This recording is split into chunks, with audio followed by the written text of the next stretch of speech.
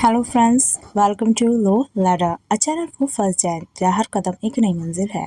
Legal terms, आज हम बात करेंगे ऐसे लीगल टर्म्स की, लैटिन मैक्सिमम वर्ड्स की जो हर लो स्टूडेंट चाहे वो 5 ईयर BA LLB कर रहा हो या फिर वो 3 इयर्स LLB कर रहा हो, चाहे वो जुडिशरी एस्पिरेंट हो, चाहे वो APO एस्पिरेंट हो, चाहे वो लिटिगेशन में, प्रैक्टिस में, एडवोकेसी में ही क्यों ना हो, लेकिन ये वर्ड्स सबके लिए ही इम्पोर्टेंट है, जो बोलने में भी थोड़े डिफ़िकल्ट होते हैं और याद रखने में भी थोड़े डिफ़िकल्ट होते हैं।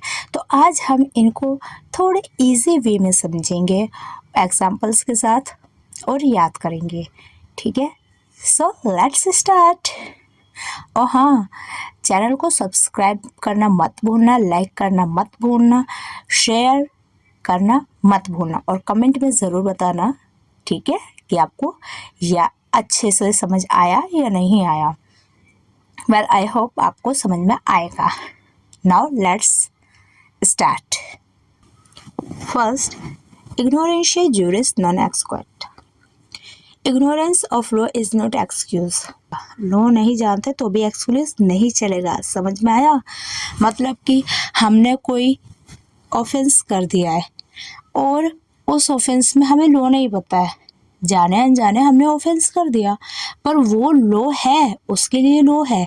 अब जैसे कोई ग्राउंड, कोई फील्ड खाली पड़ा है, उस पर ऑलरेडी वार्निंग लिखी हुई है कि यहाँ पर आप ट्रेस पास नहीं कर सकते हैं, बट आपने ट्रेस पास कर दिया है, कहीं ना कहीं ये ऑफेंस ही हो गया है, उसकी लाइबिलिटी आपकी है, क्योंकि उस पर ऑलरेडी लगा हुआ है बोर्ड, साइन बोर्ड, कि इससे ट्रेस पास नहीं कर सकते हैं।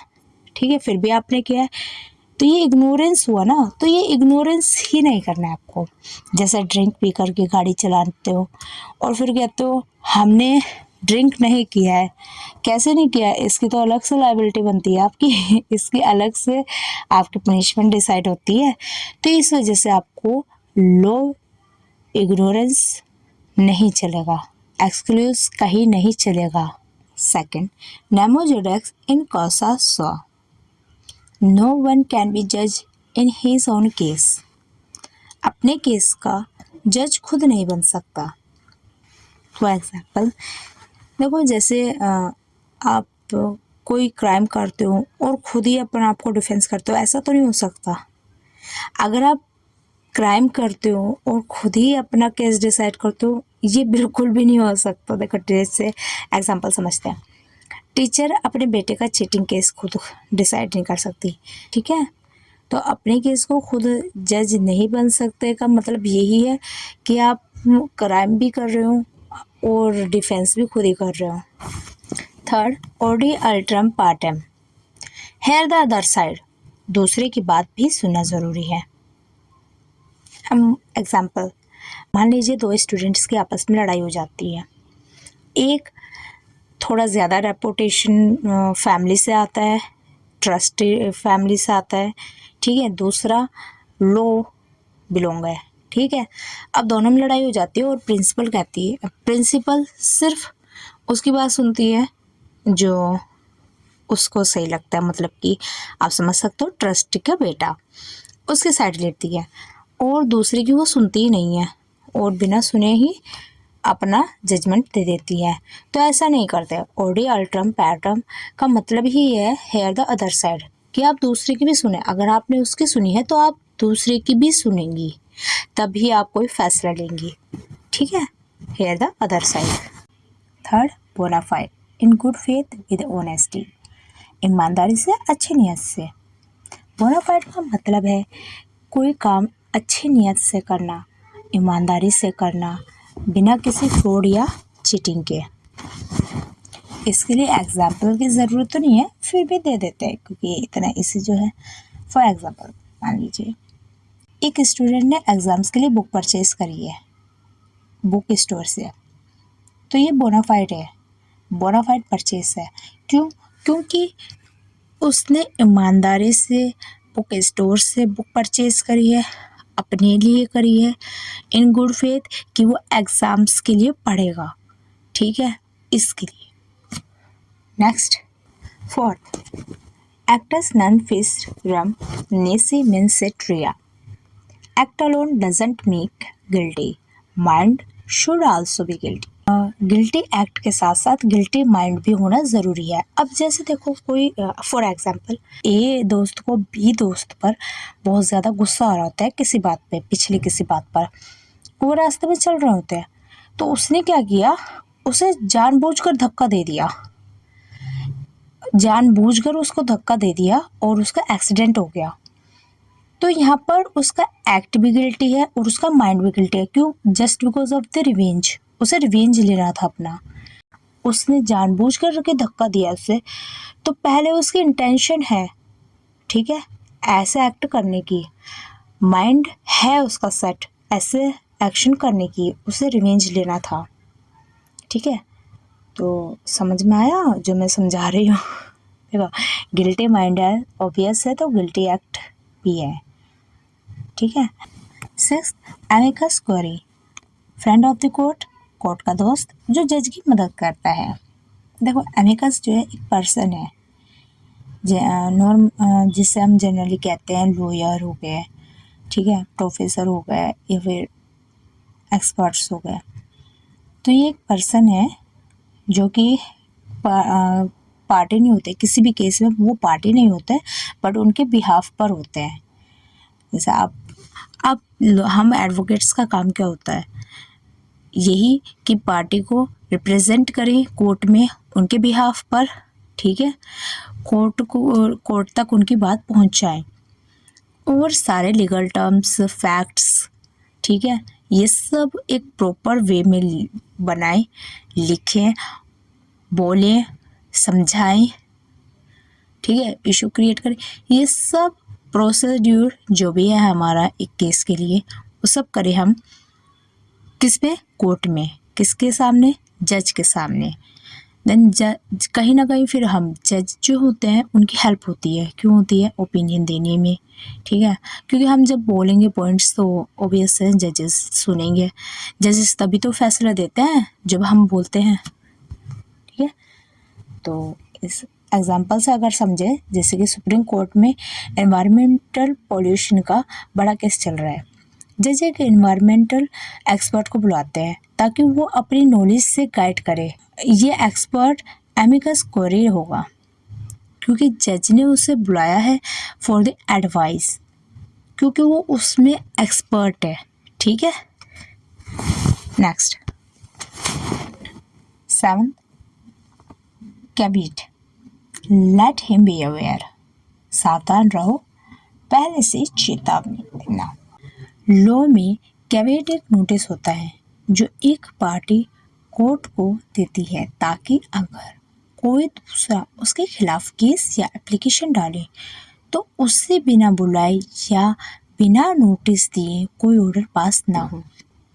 एग्जाम्पल से समझते हैं, अगर ए को लगता है कि बी उसके अगेंस्ट प्रॉपर्टी केस फाइल करेगा तो ए एक कैविएट फाइल कर सकता है कोर्ट में, फिर बी की एप्लीकेशन पर बिना ए को सुने डायरेक्ट ऑर्डर नहीं दिया जाएगा, ठीक है, उसे पहले नोटिस दिया जाएगा, उसे बुलाया जाएगा, तभी कुछ होगा। 8, damnum sine injuria, damage without legal injury, नुकसान हुआ पर कानूनी राइट वायलेट नहीं हुआ। इस मैगज़ीन का मतलब है कि अगर किसी को लॉस, जैसे कि फाइनेंशियली लॉस, इमोशनल लॉस या कुछ भी लॉस हो जाता है लेकिन उसका लीगल राइट वायलेट नहीं होता तो वो केस फाइल नहीं कर सकता है। अब ऐसा कैसे हो सकता है, चलो जानते हैं एग्जाम्पल से। एक नई दुकान पुरानी दुकान के सामने खुल जाती है और पुरानी दुकान का बिजनेस गिर जाता है, तो ये नुकसान तो हुआ है पर लीगल राइट तो वायलेट नहीं हुआ, तो केस नहीं बनेगा। भी मैंने सबसे मशहूर दुकान के सामने एक नई शॉप ओपन किया है, ठीक है, अब उस नई शॉप को का जो भी टेस्ट है, फूड में आइटम्स हैं, वो टेस्ट करने लोग आ रहे हैं, ठीक है, तो उसका कंपटीशन बढ़ा है, उसको लॉस हुआ है। लेकिन दूसरी जो शॉप है उसका तो राइट है, वो कहीं भी शॉप ओपन कर सकता है लीगली टर्म्स पे और लीगली अपनी चला रहा है शॉप, ठीक है। तो वो जो मशहूर शॉप है वो उस पर केस फाइल नहीं कर सकते कि इसने मेरे सामने दुकान खोली। भाई क्यों, ये उसका राइट है, आपको लॉस हुआ है, लीगल इंजरी नहीं हुई है, आपको लॉस ज़रूर हुआ है। 9 x party from one side only, सिर्फ एक तरफ से सुनकर डिसीजन लेना। कोर्ट के प्रोसीडिंग या ऑर्डर एक्स पार्टी तब ही होता है जब एक पार्टी प्रेजेंट होती है और दूसरी एब्सेंट, फिर भी कोर्ट डिसीजन दे देता है। देखो नॉर्मली जो होता है, कोर्ट एक पार्टी को सुनकर ही डिसीजन नहीं देती, ठीक है, लेकिन अगर दोनों पार्टी में से सिर्फ एक पार्टी कंटिन्यूस आ रही है और दूसरी नहीं आ रही है, इतने समन्स देने के बाद भी, तब कोर्ट एक्स पार्टी कर देता है। फिर भी एग्जांपल मैं आपको बता देती हूँ उसका, जैसे कि ए ने बी के अगेंस्ट फाइल केस किया, ठीक है, कोर्ट ने बी को नोटिस भेजा, अब पर बी कोर्ट में प्रेजेंट नहीं हुआ, तो पता है क्या होता है, जज सिर्फ एक की बात सुनकर डिसीजन देते हैं और ये एक्स पार्टी ऑर्डर हो जाता है। ये होता है, मैंने ऐसे काफ़ी फैमिली कोर्ट्स में ये वाले केसेस देखे हैं जहाँ पर एक्स पार्टी हो जाता है। 10th, फेट जस्टिशिया रेड कैलियम, let justice be done through the heavens fall, चाहे जो भी हो जस्टिस हमेशा होना चाहिए। जैसे कि एग्जांपल देते हैं, जज को पावरफुल क्रिमिनल को पनिश करना होगा। अब क्यों करना होगा, ज़बरदस्ती है? नहीं, अगर लोग के फैक्ट्स और पूरे प्रोसीडिंग के फैक्ट्स जो भी आ रहे हैं, अगर वो पावरफुल पर्सन के अगेंस्ट है, पूरा केस उसके अगेंस्ट है, एविडेंस उसके अगेंस्ट है, तो जजेस अपना जो फैसला है वो अदर पार्टी को देखते हुए ही देंगे, उन फैक्ट्स उन एविडेंस को देखते हुए ही उस क्रिमिनल को पनिशमेंट देंगे, जो भी उसकी पनिशमेंट होगी। जज चाहे कितना भी प्रेशर में क्यों ना हो, लेकिन वो हमेशा न्याय ही करेंगे। जुडिशरी हमेशा अच्छा कदम ही उठाए। तो ये थे आज के top 10 legal terms, maxim words. तो इन्हें अच्छे से याद करना और प्लीज़ चैनल को सब्सक्राइब करना नहीं भूलना। आई होप आपको ये सब कुछ समझ में आया होगा, अच्छे से मैंने समझाया है। फिर भी अगर कुछ समझ में आता है नहीं आता, आप मुझे कमेंट करके ज़रूर बताना। Thank you, bye bye.